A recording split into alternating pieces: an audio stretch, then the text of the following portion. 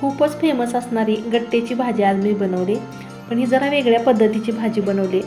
दिसायला खूपच सुंदर आणि टेस्टला तर त्याहीपेक्षा अप्रतिम लागणारी भाजी मी कशी बनवली, व्हिडिओ स्किप न करता शेवटपर्यंत नक्की पहा। चला तर पटकन मग मी रेसिपीला सुरुवात करते। इथे 2 मध्यम आकाराचे टोमॅटो चिरून घेतलेत, कांदे सुद्धा 2 चिरून घेतलेले आहेत आणि मेथीची भाजी निवडून स्वच्छ धुवून एकदम बारीक चिरून घेतली। तवा गरम झाल्यानंतर त्यावरती अगदी थोडंसं तेल घातलेलं आहे आणि या तेलावरती ही भाजी आता परतून घ्यायची। अगदी पटकन भाजी परतून होते, याला काही फारसा वेळ लागत नाही आणि भाजी परतल्यामुळे त्याचा जो कडवटपणा असतो तो दूर होतो, त्यामुळे थोडीशी भाजी अशी परतून घ्यायची आहे आणि परतून घेतल्यामुळे एक वेगळी टेस्ट येते भाजीला। तर भाजी परतून झालेली आहे, आता ही एका प्लेटमध्ये काढून जराशी थंड होऊन द्यायची। आता याच तव्यामध्ये अजून थोडंसं तेल घालायचं आणि तेल तापलं की लगेच यामध्ये चिरलेला कांदा थोडासा लालसर कलर येईपर्यंत परतून घ्यायचा आहे। तुम्हाला एक विनंती आहे, तुम्ही जर माझ्या चॅनेलवरती नवीन असाल आणि तुम्हाला जर माझ्या रेसिपीज आवडत असतील तर प्लीज आपल्या चॅनेलला लाईक करा, जास्तीत जास्त लोकांना शेअर करा आणि आपल्या चॅनेलला सबस्क्राईब करायला विसरू नका। तर थोडासा लालसर कलर येईपर्यंत कांदा परतून घेतलाय, त्यानंतर यामध्ये चिरलेले टोमॅटो घालायचे। टोमॅटो घातल्यानंतर सुद्धा पुन्हा चांगलं हे परतून घ्यायचं आहे। कांदा आणि टोमॅटो परतून झाल्यानंतर आता मी गॅस बंद केलेला आहे आणि यामध्ये 4 ते 5 लसणाच्या पाकळ्या घालायच्या आणि 1 इंच आल्याचा तुकडा कट करून घालायचा आणि हे असंच थंड होण्यासाठी साईडला ठेवायचं आहे। हे थंड होतंय तोपर्यंत एका ताटामध्ये 4 चमचे बेसन पीठ घेतलेलं आहे, साधारण 1 वाटी भरून बेसन पीठ होईल एवढं बेसन पीठ घ्या आणि बेसन पीठ किती घ्यायचं हे तुम्हाला भाजी किती बनवायची यावरती अवलंबून राहणार आहे। यामध्ये अर्धा चमचा ओवा घेतलाय मी, ओवा घालते। ओवा घातल्यामुळे टेस्ट खूप छान येते आणि यामध्ये कलर येण्यासाठी थोडीशी हळद घातली, हळदीमुळे पण कलर छान येतो। थोडंसं लाल तिखट घातलेलं आहे आणि तिखट जरा असं कमीच घालायचं, कारण भाजीमध्ये सुद्धा आपण तिखट घालणार आहोत। त्यानंतर 1 चिमूटभर खाण्याचा सोडा घातलाय, सोडा घातल्यामुळे एकदम सॉफ्ट होतात गट्टे। त्याचबरोबर अजून सॉफ्ट होण्यासाठी यामध्ये घालायचं आहे गोड तेल, साधारण 2-3 चमचे तरी गोड तेल घाला, त्यामुळे गट्टे खूप मऊ होतात। थोडंसं मिक्स केल्यानंतर यामध्ये घालायचं आहे मीठ, चवीनुसार मीठ घालायचं आहे, म्हणजे जेवढं पीठ आहे त्यानुसार मीठ घालायचं आहे। तोपर्यंत भाजी पण चांगली थंड झाली, आता भाजीसुद्धा यामध्ये घालायची आहे आणि पाणी न घालता अगोदर हे असंच मिक्स करायचं आहे, जर लागलं तरच पाणी यामध्ये घालायचं आहे। चांगलं मळून घ्यायचं आता हे आणि मळताना यामध्ये पाणी न घालता मी दही वापरलेलं आहे, तर दह्याचा वापर केला यामध्ये। अजून थोडंसं 1 चमचाभर बेसन पीठ यामध्ये घालते आणि थोडंसं मळताना घट्टच मळायचं आहे। तर पीठ मळून झालेलं आहे, हे हाताला चिटकू नये याकरिता यावरती अगदी थोडंसं तेलाची धार सोडायची, तेल घालून थोडंसं मळून घ्यायचं आहे। अजून खरंच तुमचा विश्वास बसणार नाही, पण एवढी टेस्टी लागते ही भाजी, एकदा तरी तुम्ही नक्की करून बघा, खरंच सर्वांना खूप आवडेल आणि ज्यांना कोणाला मेथीची भाजी आवडत नाही त्यांच्यासाठी तर खास आजची ही रेसिपी आहे। तर याचे छोटे छोटे गोळे बनवून घेतलेत, अशा पद्धतीने मळून घ्यायचे पहा। आणि बनवताना मी बघा जास्त जाड पण बनवले नाहीत, एकदम मध्यम आकाराचे बनवलेले आहेत। आपण जसं शिंगोळ्या बनवतो त्याप्रमाणे आकार दिला याला, अशा पद्धतीने सगळ्या पिठाच्या गोळ्याचे मी शिंगोळ्या बनवून घेते। तर हे बनवून तयार आहे, आता याच्यासाठी वाटण बनवून घ्यायचे। कांदा टोमॅटो पण थंड झालेला आहे, आता हे बारीक करून घेते। कढईमध्ये साधारण 1 ग्लासभर पाणी उकळत ठेवायचं आहे, या ज्या बनवलेल्या शिंगोळ्या आहेत त्या बुडतील इतपत पाणी ठेवायचं आहे। तर पाण्याला चांगली उकळी आले, यामध्ये आता या शिंगोळ्या घालायच्या आणि या पाण्यामध्ये घालताना पहा 1-1 करतच घालायचे, एकदम अशा सगळ्या पाण्यामध्ये घालायच्या नाहीत, नाहीतर त्या एकमेकाला चिकटल्या जाऊ शकतात।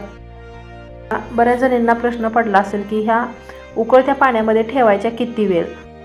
शिंगोळ्या बनवल्या होत्या तेव्हा आकार छोटा होता, आता त्याच्या दुपटीने वरती फुगलेत अशा, आणि असं उलटण्याने बघा लगेच पटकन मोडल्या जात आहेत, म्हणजे ह्या चांगल्या शिजलेल्या आहेत आणि या वरून पहा असे बबल्स आल्यासारखे दिसत आहेत, इथे दिसत असेल तुम्हाला।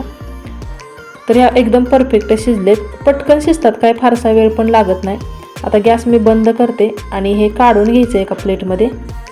एवढे गट्टे चांगले सॉफ्ट झालेत की काढताना सुद्धा पहा याचे तुकडे पडायला लागलेत, एवढे सॉफ्ट झालेत। तर हे थंड व्हायला साईडला ठेवते आणि हे शिजलेले जे पाणी आहे ते काय फेकून द्यायचं नाही, ते आपण भाजीमध्ये यूज करणार आहोत नंतर। एका भांड्यामध्ये हे पाणी ओतून घ्यायचं आहे आणि याच कढईमध्ये आता छान अशी दणदणीत फोडणी द्यायची आहे। कढई गरम झाल्यानंतर त्यामध्ये अगदी थोडंसं गोड तेल घातलेलं आहे, जास्त तेलाचा वापर नाही करणार मी। तर इथे पहा अगदी थोडंसं तेल घेतले। तेल चांगलं गरम झाल्यानंतर यामध्ये घालायची आहे मोहरी। मोहरी छानशी तडतडल्यानंतर जिरे घालायचे आहेत आणि जिरे सुद्धा छान असे फुलले की यामध्ये चिरलेला कांदा घालायचा आहे। एक कांदा मी चिरून घेतला होता। वाटणामध्ये सुद्धा आपण कांदा टोमॅटोचा वापर केलेला आहे, तरी सुद्धा यामध्ये कांदा घातल्यामुळे खूप छान टेस्ट येते, म्हणून असा कांदा थोडासा लालसर कलर येईपर्यंत भाजून घ्यायचा आहे। त्यानंतर यामध्ये 1 चमचाभर जिरे पावडर घातले, त्यानंतर 1 चमचाभर धने पूड घातलेले आहे। ह्याने खूप छान स्वाद येतो। घरगुती काळा मसाला 1 चमचा घातलाय, लाल तिखट अर्धा चमचा घातलेला आहे आणि अगदी थोडंसं हिंग घातले। आणि हिंग आठवणीनं घालायचं, कारण हिंग घातल्यामुळे भाजीला खूप छान टेस्ट येते। त्यामुळे गड्डेची भाजी जेव्हा कधी बनवाल तेव्हा हिंग त्यामध्ये नक्की घाला। तर हे थोडंसं परतून घ्यायचे आणि परतल्यानंतर कांदा टोमॅटोची पेस्ट यामध्ये घालायची। कांदा टोमॅटो बारीक करताना यामध्ये आलं लसूण सुद्धा घातला होता, त्यामुळे खूप छान टेस्ट येते भाजीला। तर हे चांगलं परतून घ्यायचं आता।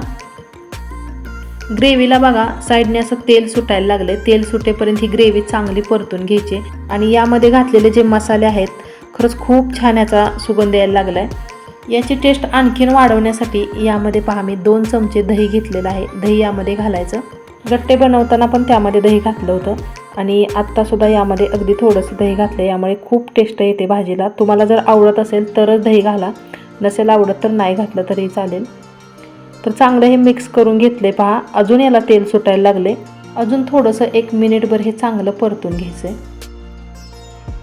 मगाची गट्टे शिजलेलं जे पाणी होतं ते पाणी यामध्ये आता घालायचे आणि ही भाजी जास्त पातळ नसते, पण तुम्हाला जर थोडीशी रस्सा भाजीसारखी जर पातळ हवी असेल तर थोडंसं पाणी अजून घाला यामध्ये।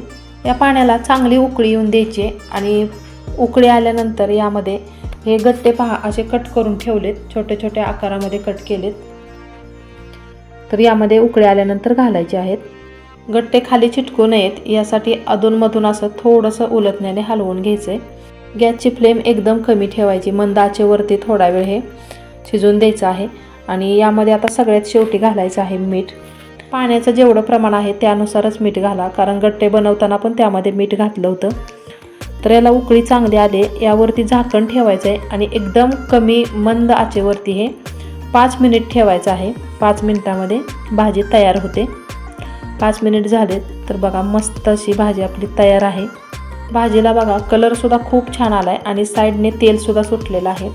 अगदी थोडंसं तेल मी यामध्ये घातलं होतं, कमी तेलामध्ये सुद्धा अगदी चमचमीत अशी भाजी तयार आहे। आणि जशी जशी ही भाजी थंड होईल तशी तशी अजून याचा घट्टपणा वाढतो, म्हणजे एकदम दाटसर भाजी होते।